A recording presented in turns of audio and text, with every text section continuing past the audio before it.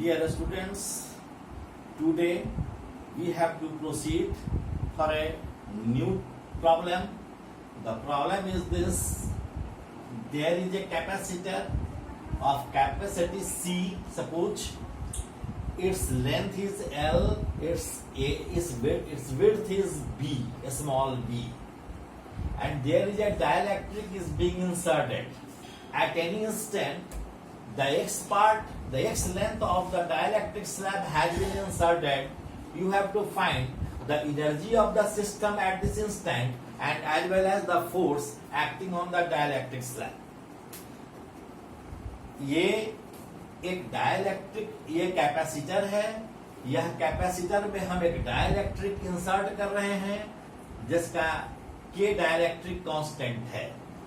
Plus Q और minus Q charge इस dielectric इस प्लेट्स पर है. प्लेट का लेंथ मालूम है L और इसका विड्थ है B, यानी एरिया हो जाएगा L इंटू B.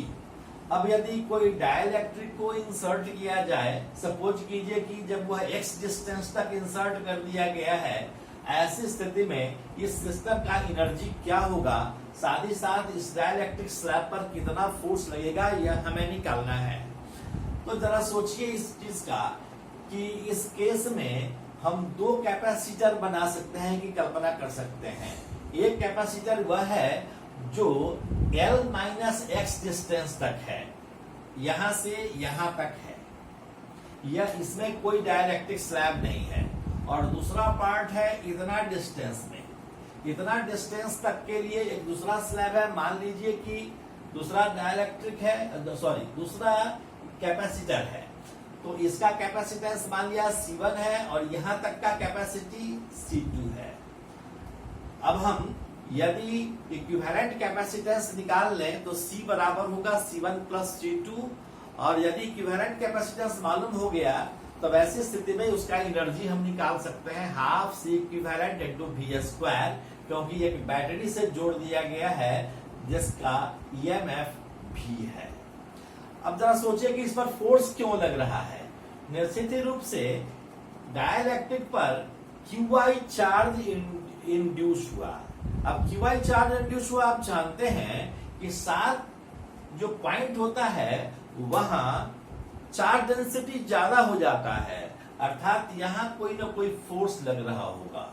इसी फोर्स का एक कंपोनेंट इस डायरेक्शन में होगा, इनवर्ड डायरेक्शन में होगा, जिसके कारण यह कैपेसिटर इस डाइलेक्ट्रिक को सक करना चाहेगा, अपने में इंसर्ट करा लेना चाहेगा.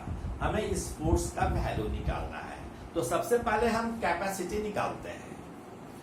कैपेसिटी निकालते हैं इस पार्ट का जिसमें फ्री स्पेस है, जिसमें डाइलेक्ट्रिक नहीं है.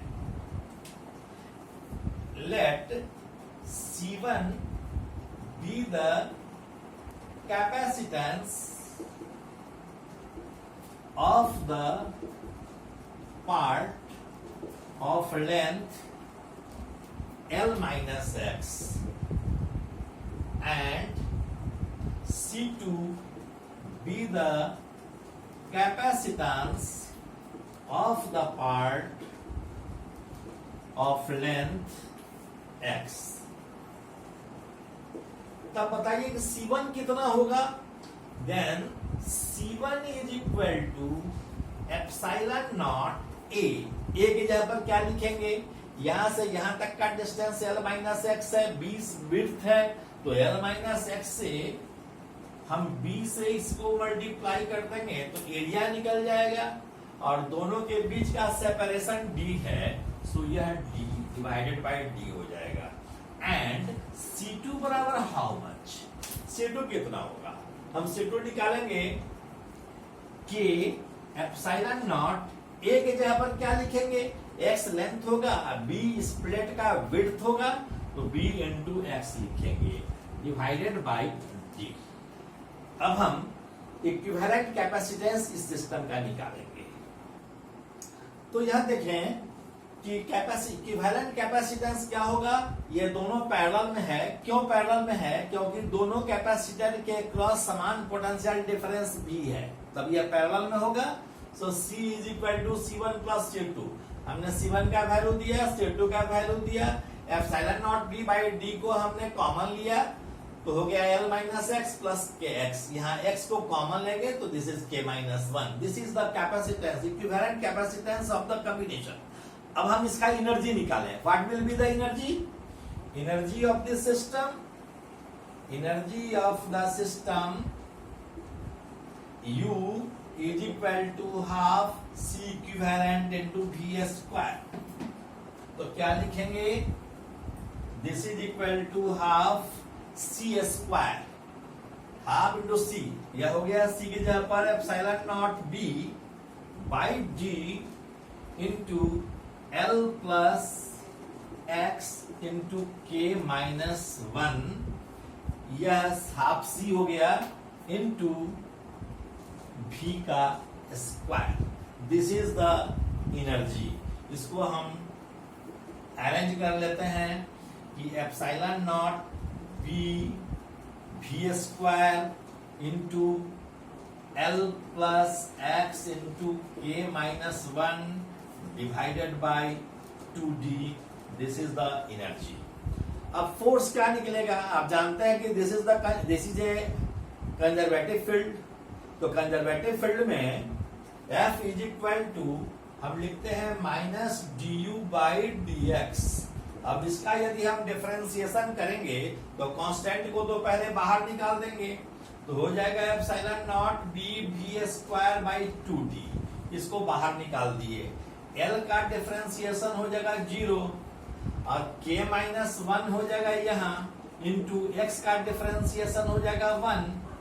सो F is equal to minus sign है ही, तो इसलिए F is equal to minus epsilon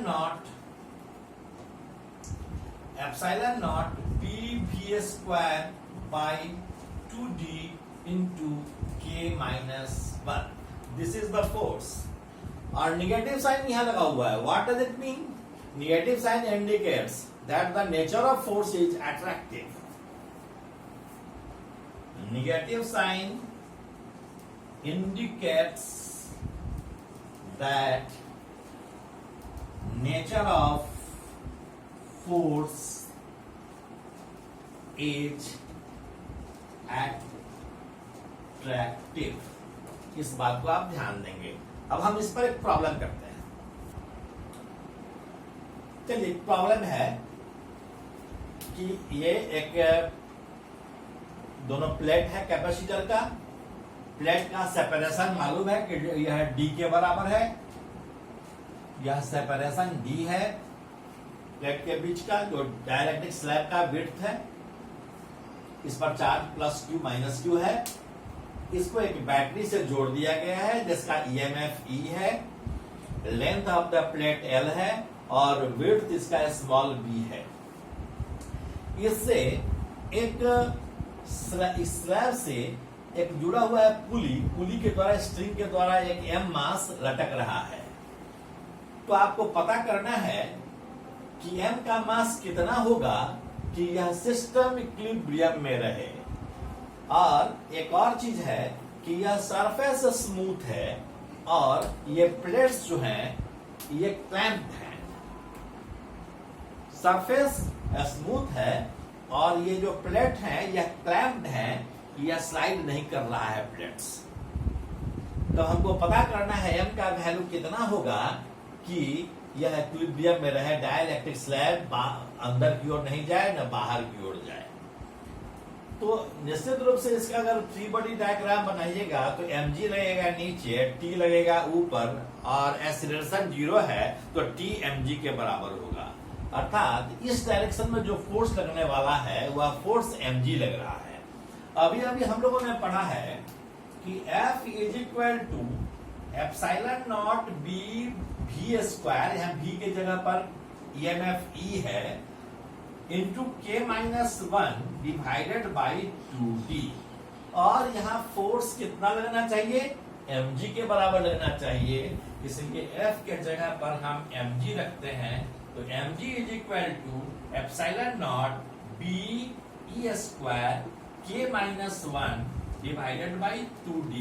so m is equal to epsilon not B E square K minus 1 divided by 2d into G. This is your answer. अब हम लोग दूसरा problem करते हैं। अब इस पर एक प्रॉब्लम आता है, तो आप भी प्रॉब्लम देखेंगे। प्रॉब्लम ये होता है कि अगर हम इस दिए हुए फिगर में स्विच एस क्लोज कर दें, तब ए से बी की ओर कितना करंट, कितना चार्ज फ्लो कर जाएगा। फिर से ध्यान से सुने, कहने का मतलब क्या है कि हमारे पास 3 कैपेसिटर है, 5 माइक्रोफैराड, 5 माइक्रोफैराड, 5 माइक्रोफैराड का, और ये एक बैटरी से जुड़ा हुआ है, 50 वोल्ट के बैटरी से जुड़ा हुआ है। तो इसमें कुछ न कुछ चार्ज तो होगा, इस तीनों पर कुछ न कुछ चार्ज होगा। लेकिन यदि हम स्विच एस क्लोज कर देते हैं, तब चार्ज दोनों सब पर बदलेगा। बदलकर क्या होगा यह देखेंगे, और देखेंगे कि स्विच एस क्लोज करते ही ए से बी की ओर कितना चार्ज फ्लो कर गया।